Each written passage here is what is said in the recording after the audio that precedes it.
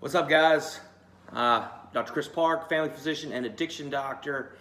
If you're new here, welcome. If you're coming back, welcome back. Let's drink some coffee and talk about addiction. Now, what I really want to talk about today is some things that I think could probably help you if you've decided to taper off Suboxone. Okay, and the first thing I want you to think about is just kind of like the overall process. And obviously, it's important to have a goal, but you also need some type of system, right? A process in place that'll help you, hit whatever goals you're after. I think the ultimate goal, right, is to be happy, to live a good life, to have relationships, and this is what's important, right? And so, what's important is not necessarily if you're on Suboxone or not on Suboxone, etc. But I know that it might be affecting your happiness levels or your financial levels or whatever. So if you've decided to taper off, good for you. Let's figure out how to get there, okay? So there's 5 things that I think a lot of people overlook, all right? The first thing is your diet. Now this is don't stop watching just yet, but you're about to put yourself through a kind of difficult situation. So a taper can be very slow, right? And if you taper correctly, I mean, you can taper off with very minimal withdrawal, but there's still a lot of issues that people end up running into. And if your body doesn't have the right nutrition, it's hard to handle outside stressors. Okay, I mean, just think about it. Don't eat for 24 hours, and then try to go have somebody yell at you, or have your kids make a mess in the house or not listen to you, or whatever. You don't handle stress as well when you're hungry or when you don't have the proper nutrition. And I'm not saying just you need to eat through the taper. What I'm just saying is you need to be eating the right foods. You don't have to follow some weird diet. And let's talk about that for just a second. I don't mean to make this a whole tangent on diets, but don't get on some diet just to lose fat, okay? Eat to be healthy, all right? Your food is your fuel, and you don't need somebody. You don't have to buy a book to tell you what to eat. Eat real food. Eat that, okay? And try to stay away from processed food as much as you can. And drink a ton of water. A little coffee is probably fine, but drink a lot of water. Drink water first thing in the morning. If you think you've had plenty of water, you might need a few more sips, right? Stay hydrated. Eat nutritious foods. There's going to be a lot of, you can buy supplements and vitamins, but it's not the same.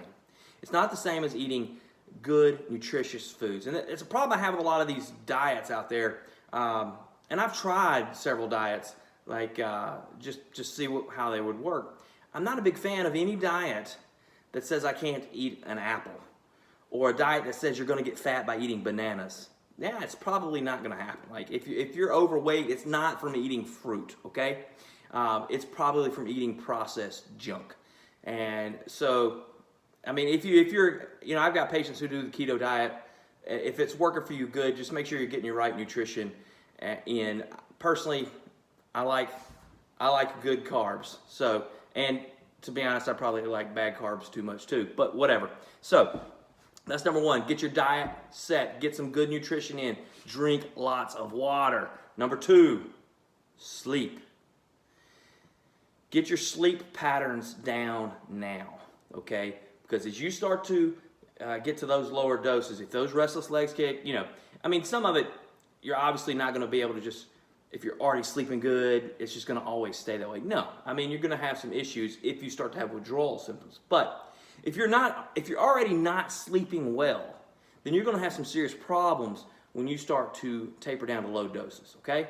So go ahead and work out things to get your sleep patterns now. I'm not saying you got to take a bunch of Ambien or whatever to sleep. No, I'm saying try to find a natural sleep rhythm for you.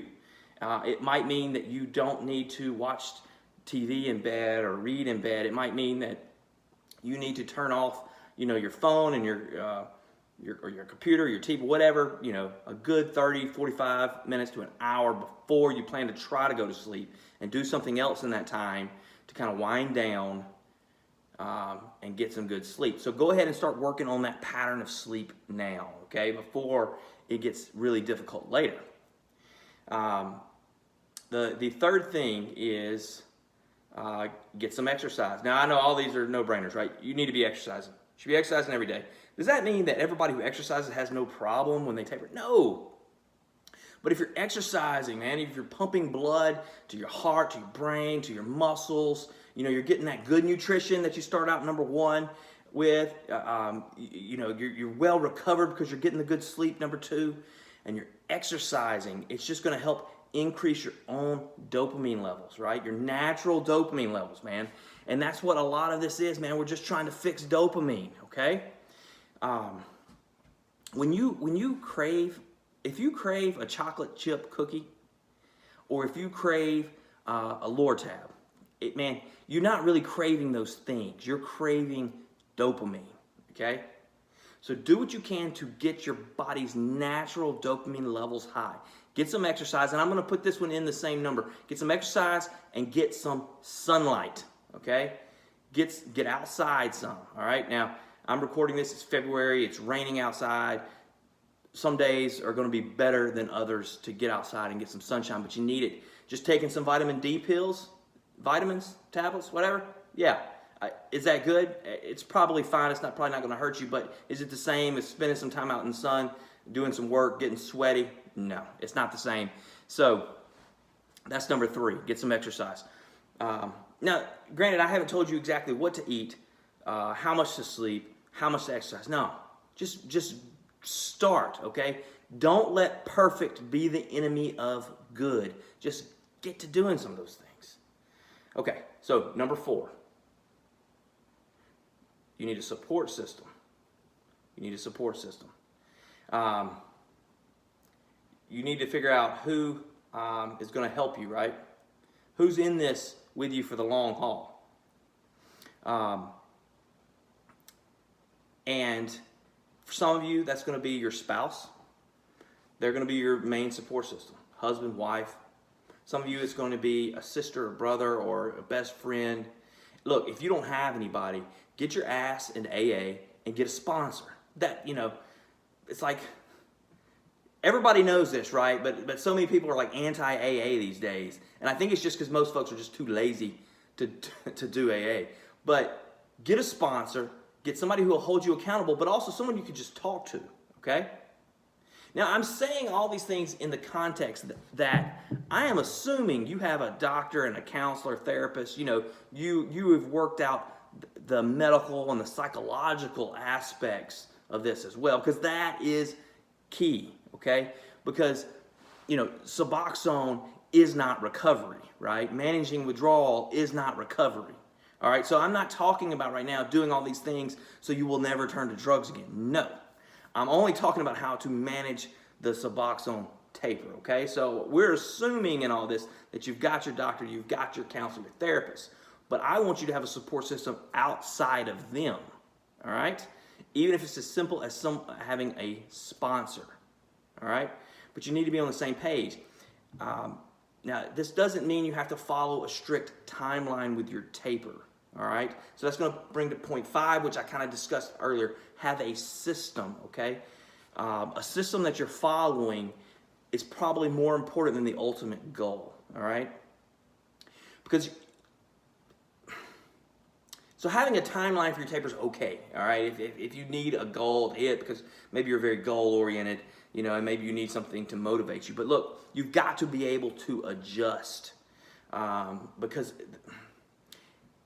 there's no, I don't know, I was going to say no trophy for whoever tapers off Suboxone quickest gets the award. No, right? Because our goal is not necessarily to not be on Suboxone. Our goal is just to be happy, successful, etc., right? So don't make it a race to the finish. Instead, have your system in place, and if you need to, make some adjustments along the way, go for it. It doesn't mean you failed. It doesn't mean you've had a setback or Doesn't mean any of those things. It just means you've got to approach it reasonably. And this is what's going to make you actually successful, right? The system that you put in place is what's going to make you successful. What else? What did I leave out, guys? Leave some comments. Let me know. I'm sure there was plenty. It's funny because I talk about having systems, but oftentimes I just shoot these videos. I turn the camera on. I have my coffee, and I just kind of start to talk, and we figure it out as we go. You could probably guess. I'm not always the most organized, but but for you and your plan, you need some organization. But you got to be flexible, okay? Flexible. And you'll get where you want to go, all right? I've seen it happen way too many times, all right? But again, this video is for people who are tapering. I'm going to make another video about folks who maybe decide not to taper, all right? Okay, guys, hope y'all have a great day. Shoot me a comment, subscribe if you haven't. I appreciate you. Peace.